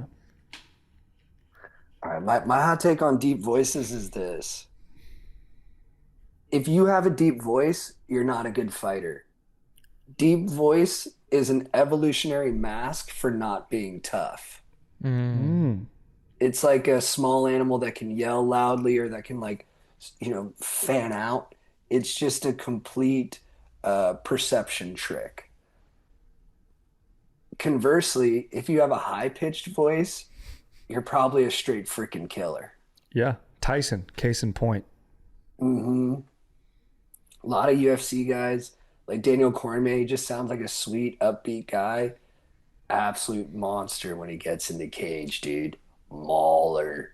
Mike Tyson, the ultimate. You see it in football too sometimes. Like, just a big behemoth, and then he gets on the mic and he's like, we had a really good game out there. And you're like, oh, nice, dude.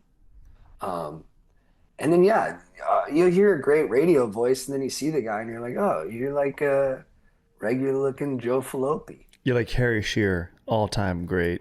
Exactly. Yeah, so funny. Yeah, I like this take, bro. I like this take.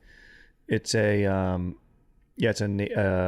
innate device from nature, defense mechanism akin to a chameleon being able to blend in, or one of those like dinosaurs that goes like shoots the thing out and wards off the enemy, hoping that you will seek to, live and fight another day. But yeah, if actually tested in combat, a dude with a deep voice will get fucked up. Yeah, think about it, dude. If you hear a guy be like, yo, I'm gonna kill you, it honestly doesn't throw me out. I kind of expect it. But if I hear a guy be like, I'm gonna end you, I'm scared. It's kind of why clowns are scary. Well, and then the guy with the deep voice, if he's around the corner, he's like, hey, if you come over here, you're dead. The person doesn't come over. So that person never learns how to fight. But the high-pitched guy's like, if you come over here, I'm going to kill you. That guy's got to learn how to fight. His bloodline has to learn how to fight because they're always coming around the bend. Yeah, yeah. That's just science, bro. Yeah. I mean, I don't know, but I believe it. That's huge. Chad, you're up, dog. All right. Strider sent me crate. Crate? Yeah. I just send you guys random shit. Yeah, it's fine. But here's my hot take from this crate. Donkey Kong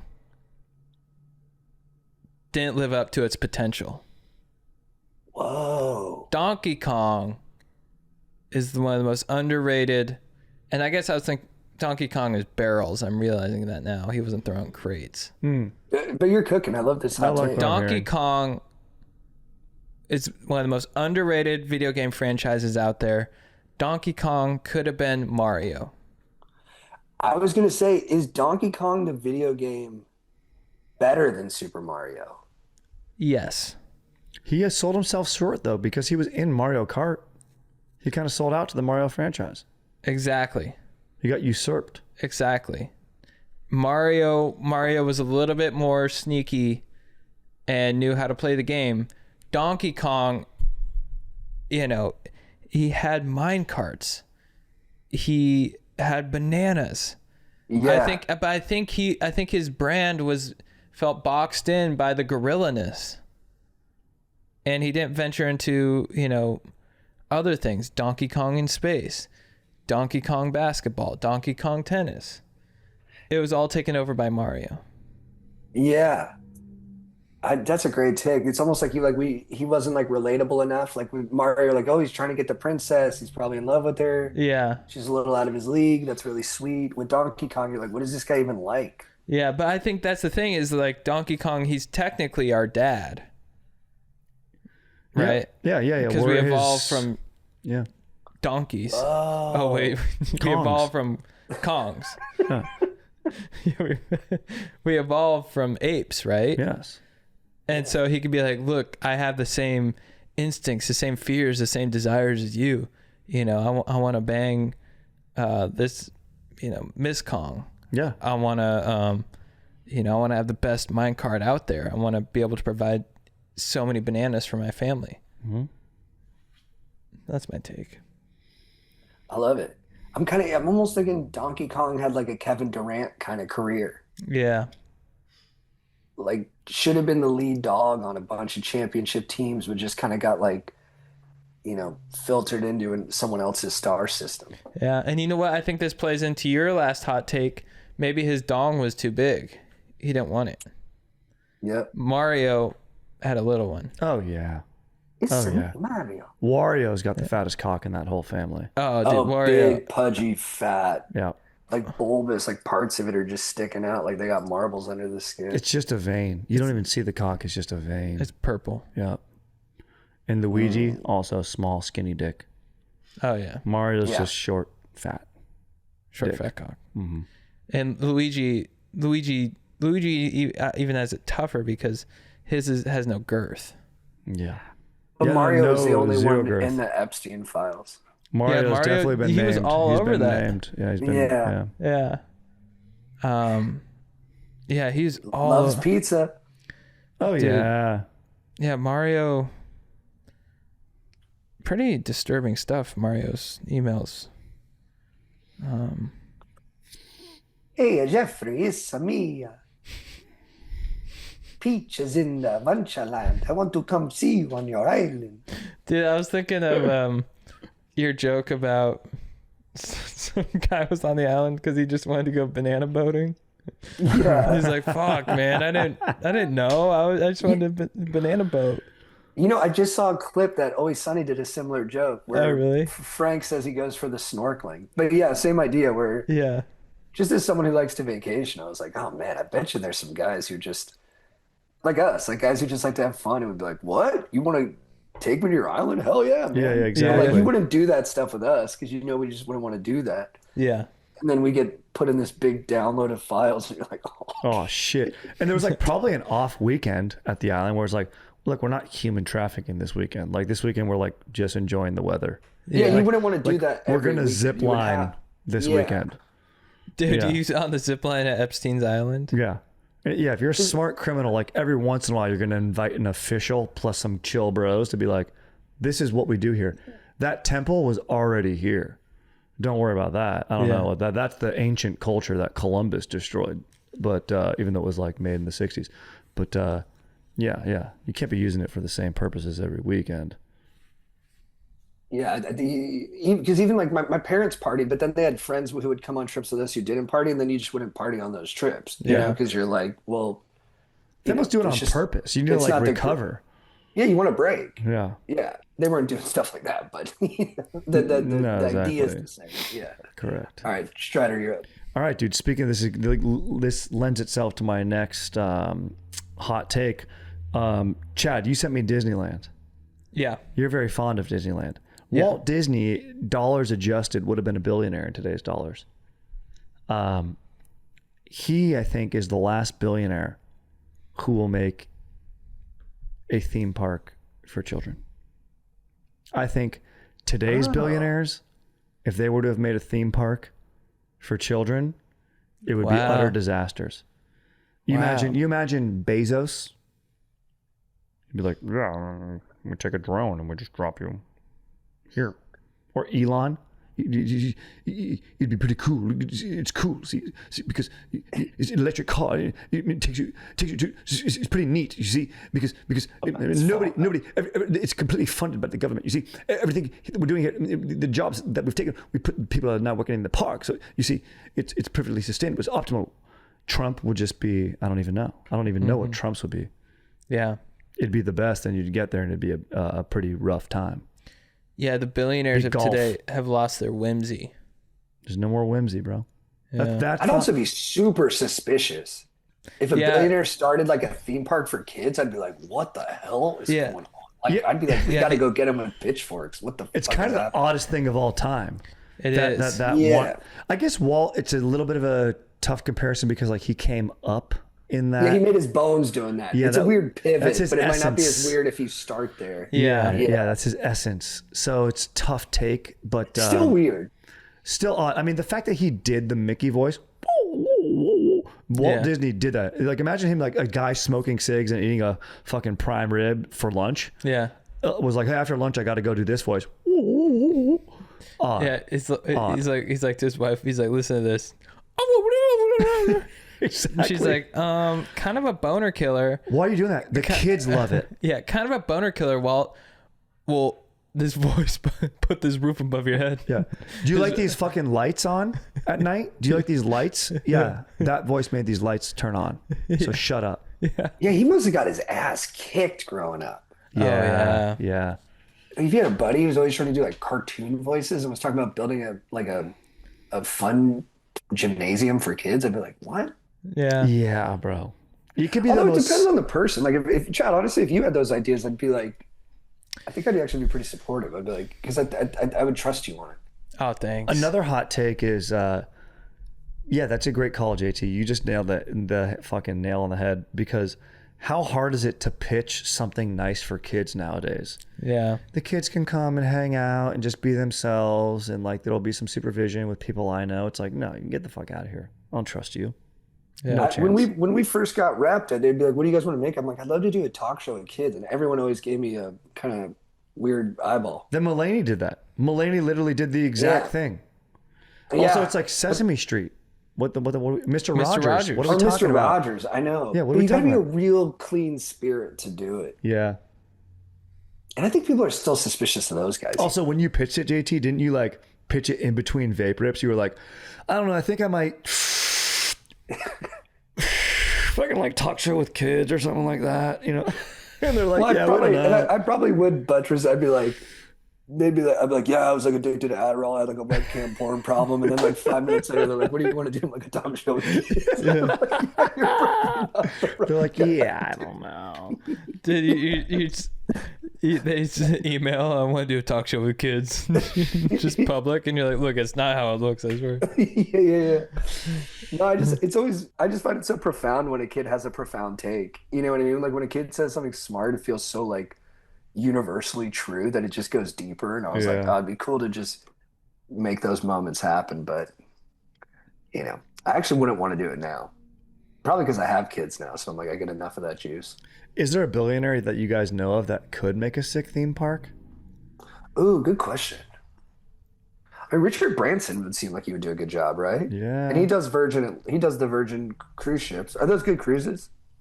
I from what I've heard, I trust his park, but I feel like his park, I don't know, he'd make a park about like, his theme park would be about like getting pussy. That's what I mean. It's not for the kids. Yeah. It's not for the kids. Oh yeah, that's true. It's not for the kids. Who? Oh, Mr. Beast. Oh yeah, Mr. Beast could do it. Yeah, But do we trust him? he doesn't have the warmth of Walt. He'd like challenge the kids. Yeah. He might be doing it. Isn't he doing one? You know. Oh, you know who is Nate Bargatze? Is Nate Bargatze really making a theme park for kids? I think. Oh, He's gonna be Walt Disney. I don't know. He's gonna be the Well, they're next all Walt for Disney. kids, right? Let me see. Yeah, they're all for. Who's the most wholesome entertainer out there right now? He's up there. Wholesome. Not The Rock. He tries, No, he's someone I just. but he's I feel inaccessible. safe. Yeah, it's Nate Land. Too much like a product. That's crazy, dude. He's just gonna have like a huge swath of land with his name on it that people go like enjoy. Is it? Where is it? In Tennessee? Yeah. You know, the most wholesome ones are probably female performers, like Leanne Morgan. Is like Yeah, wholesome. it should be a lady that does it. JT, great call. It should be like a lady. Like Leanne Yeah. Morgan or who else is like kind of. There's a reason babysitters are like the girl that lives across the street, not Yeah. the dude. It's just how it is. Dude comes over, hangs out with the babysitter.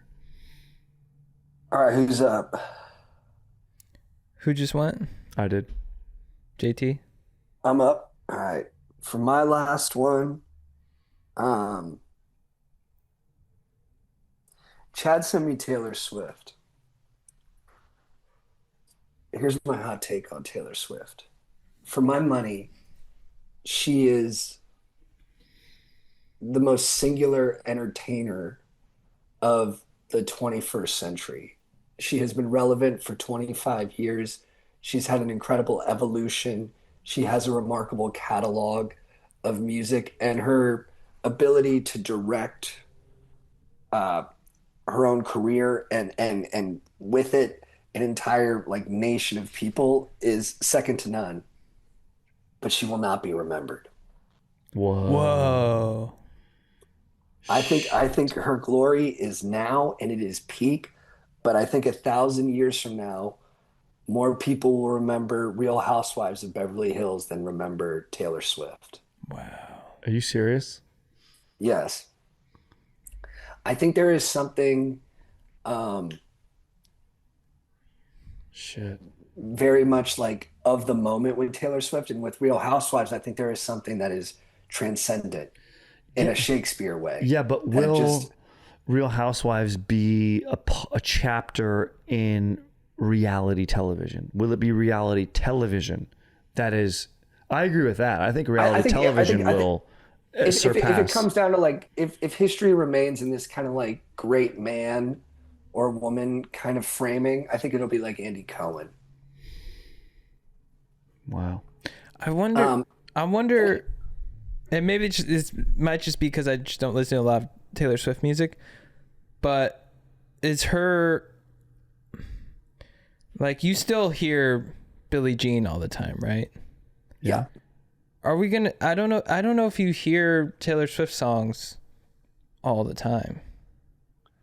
Am I wrong? I would say her top hits are not as ubiquitous as other like icons. Yeah. Like but oddly, I don't think you hear that many Beatles songs either. Like with the regularity that you might hear, like a Right. Michael Jackson or even like a Nirvana or something like that. Like I think you actually hear their hits more. Yeah. But I think for a couple of reasons, Taylor Swift will just not survive the test of time. But that's not to take away from how great she is. I think she's phenomenal. She has like 1989 for me and like Folklore are like seminal albums, and I listen to her music all the time, and I pay a ton of attention to her. I think she's amazing. But I don't think 500 years from now it'll be in the history books.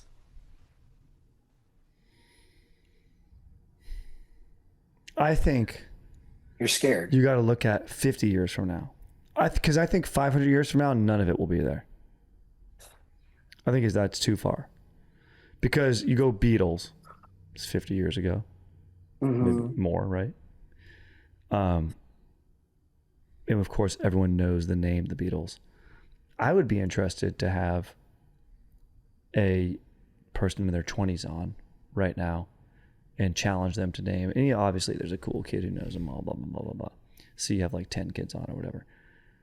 And if they can name the Beatles songs or name the Taylors, like, so 50 years from now, will a 20-year-old be able to name 10 Taylor songs? Yeah, I don't know.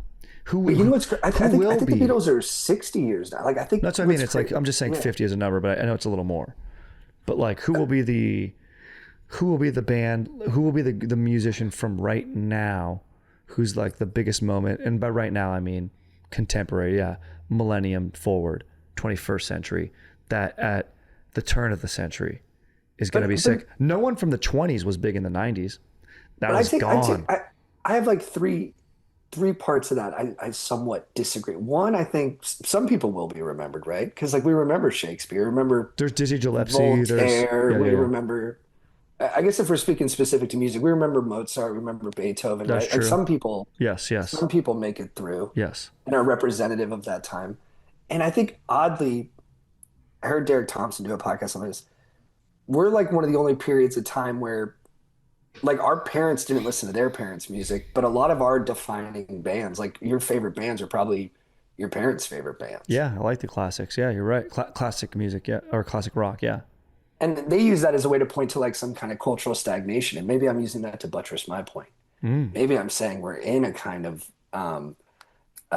like echo of previous art, and it's emblematic of how we haven't moved forward. And maybe that's part of the reason Taylor won't transcend. Can I tell you, I think you're onto something even more. I think even politically, socioeconomically, I think we haven't moved forward in any facet of society. We're in stagnation. I could say we're in a grand stagnation, and I think it's the generation, our parents and slightly above, are holding on with their dying breath. Despite quote unquote loving their offspring, they're holding on with their dying breath to power and to relevance. And it's hurting the younger generation. It's hurting culture on every level. And most importantly, they're holding on to the equity. That's what I'm saying. They got the stocks and they got the houses, and we're going paycheck to paycheck. And brother, and then as the dollar depreciates, their stuff goes up, and our stuff. It's not wrong. And there's going to be that movie with Tom Cruise, and when they go west in Oklahoma and they have to race for the land. Brother, far and away. When and it will be a sad day because I want them to live because I love them. But when our millennial parents die, the boomers, there will be a grand race. There will be changeovers of business. It will be like the Wild West for a little bit, and I'm calling it now. And it's going to be insane. But you just got to map where you want to go. Businesses are going to go over. And will we have the skill sets to manage those small businesses? When dad's plumbing company goes down, who's going to step in and own it? It's going to be a big corporation that's going to come in, fucking buy it, gone. Oh. It's going to be... That's what you're saying, is that like the when they die off, there's big corporations are going to swallow them up. Yep, because they'll just hire someone who can learn something, or they have the ability, the money, the time. Right, there'll be to some train legislature. Yeah, that'll make it available to outside the family. 1,000% it will. Or full far and away. then the family will get paid a little bit of a sum, and it'll be a quick payday. And it's human nature to be like, that's a pretty nice sum. Let me just take that. And no shame on the person for doing that. But so do you think boomers are the most narcissistic generation? I would say, I don't think it's innate narcissism or something that's like they chose to do that, but it's something with the legislature and the way the country was built, and now in their position, it behooves them to be narcissistic. It's just, I think it's the smart choice. It's the smart choice. And they can't go against that. Yeah, and I think we would have done the same thing in the same spot. For sure. And why wouldn't you? Exactly. I mean, like, without getting too into the weeds here, but like, if you look at Prop 13, like anyone who bought a house before like 1977 doesn't have to pay an increase in property tax for the rest of their life as long as they stay in that house, which takes away a ton of like tax money for everybody else in the city that comes after that, and basically keeps this person in their house forever. But what does that do to everybody else? It makes all the other houses expensive. It makes your taxes more expensive. So it's like there is like legit policy that made it better to be born at a certain time. Totally. And then you go, and then they put measures on bills to vote on, and we need money to run the city and quote unquote help some people, whether you believe we should or not. But it's like the money's got to come from somewhere. And then everyone moans, can you believe how expensive parking meters are? I'm like, yeah, I can. They got to get the money somehow. What if far and away the new version is it's Mars and you got to go out there in a rover with a steel suit on and go plant a flag on what your piece of Mars is going to be? What do you see? That'd be pretty cool. See, because we'd be in Mars, right? But we take a Falcon rocket, we land, right? But Total Recall, pretty three titties, right? In Mars. It's my Elon talking about that movie, dude. It's very good. It's good. It's a good Elon. I want to try one. Do you want to try an Elon? You did a great RFK. That's why I'm doing my Elon. Let me try my Elon. Give me a second. I was gonna say you need to talk about something. You need to talk about you need to talk about the best sushi spot you ever had. Or no, that's not exciting. No, that's good. That's good. I think the thing that people misunderstand about a good Toro is that if you go to a good person like Shiatsu Natomoto, like the way he does Toro, right, is like it's like so crazy. Like his Toro is like it's so crazy. Like a lot of people don't get it, right? Like a lot of people like they just want their Toro with like some soy sauce. It's like so boring. But like the way sorry, I almost had something there. You know who does the best Elon is Kyle Dunnigan. Fahim does a good one. Oh yeah, Fahim. Oh, he did a great Elon on your pod. It was incredible. Oh yeah. He's a fucking talent, man, that guy. All right, Chad, you're up, dude. Can I try an Elon? Yeah, please go. Can you give me a subject? Yeah, let's see. Tanning. Easy Rider. Oh. Easy Rider.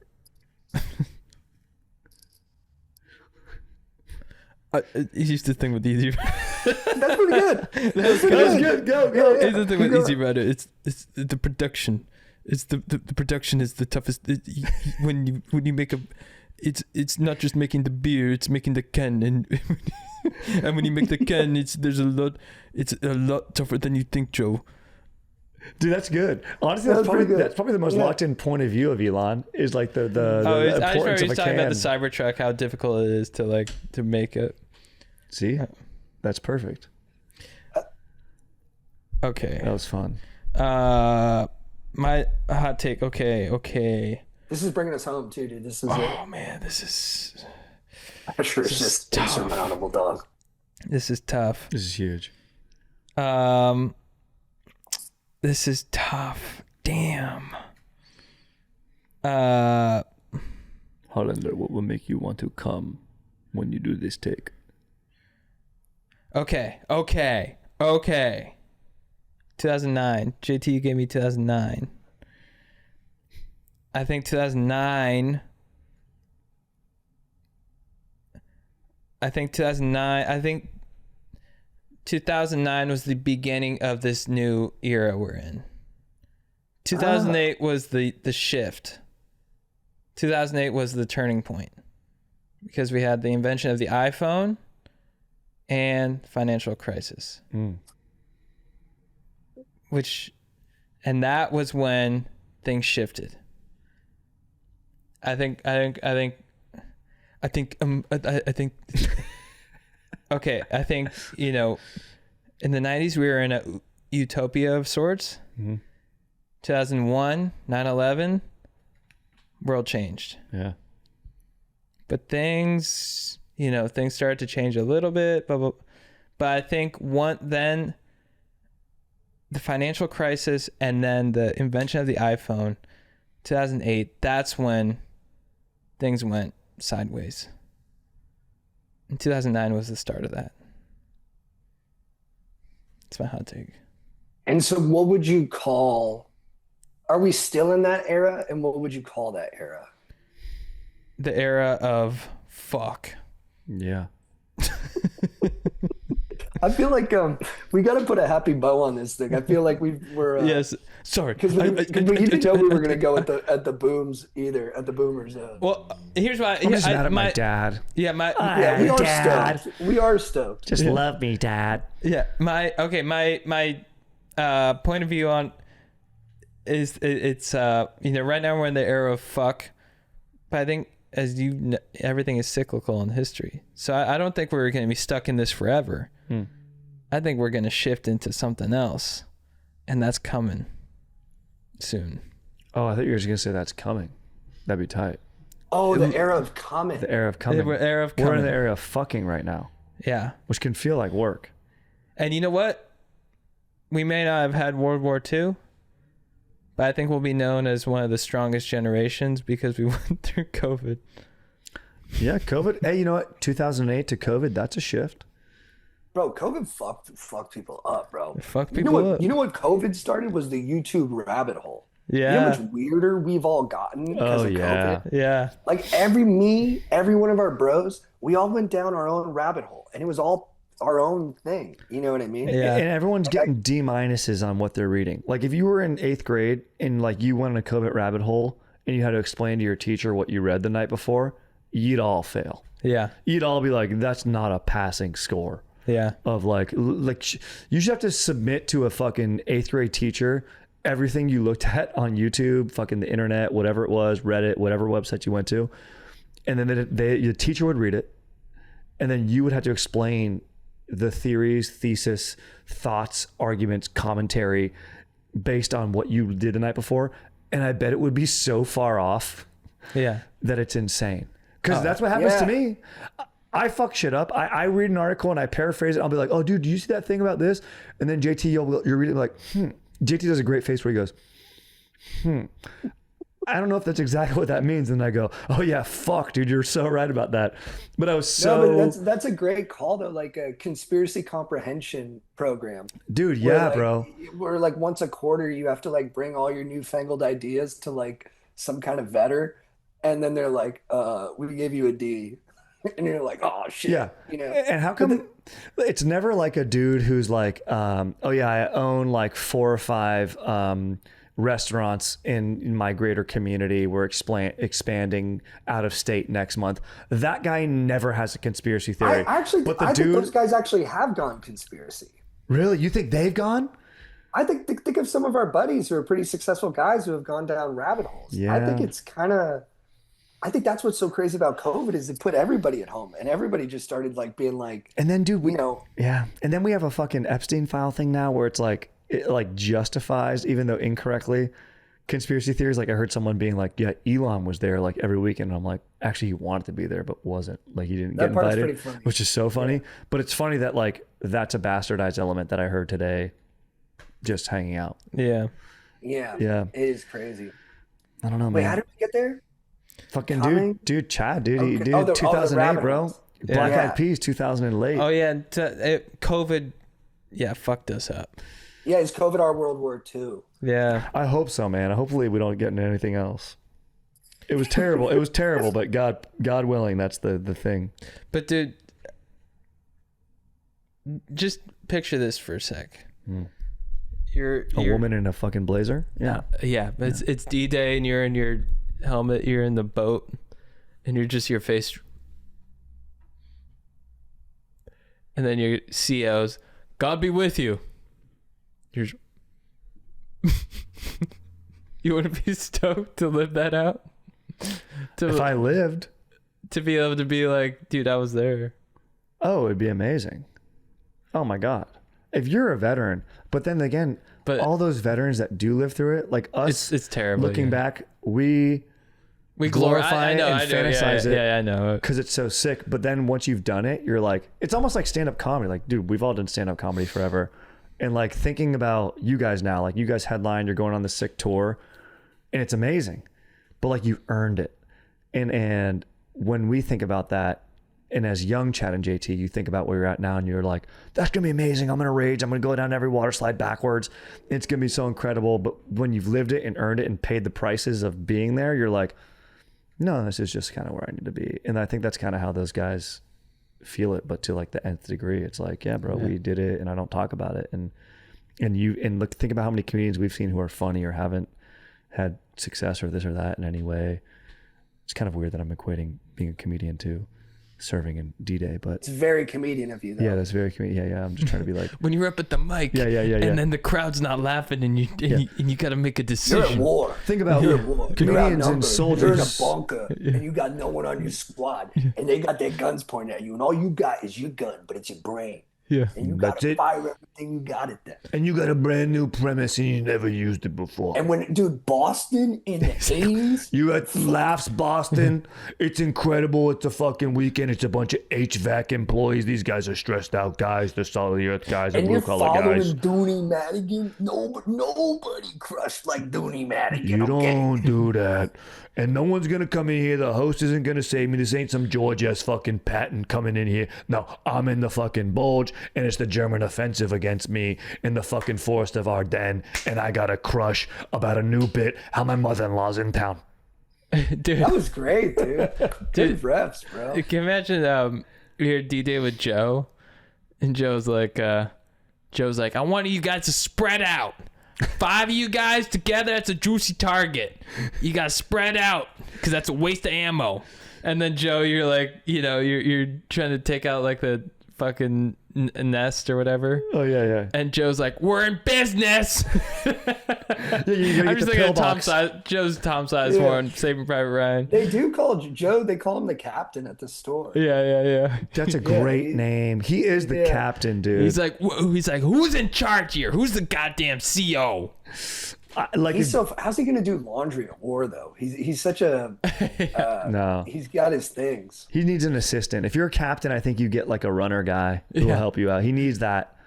He said, we need to go take out the M88. No, we're not doing that. Bring me decaf and multi-grain toast. I'm not eating meat anymore. Yeah. Bring it. Stat. Oh man. That was fun, guys. I felt like I was there with you guys. It's a testament to our bond. It works. This works. I see you. It feels good. Yeah, it didn't feel like awkward at all. I think we got to do this every time, dude. I think you might need to just. Yeah, dude, I was sad to miss it when I was like, I don't know how this is gonna work, but I'm glad I got to do it. This has been a highlight of my week, so thank you guys. Chad and I had a couple calls. We're like, how do we tell JT we don't want him getting us sick? We're like, it's very fair. So what do we do? Do you text him? I'm like, dude, I'm gonna text him because this is true. It's how I feel, dude. And I'm scared. Very understandable. I was being too willful. Thank you for doing that. But this worked out great. I will feel better. Yeah, bro. Yeah. All right. I'll see you Lord soon. Later, Stokers. Later, my dog. Bye, Jake. Peace.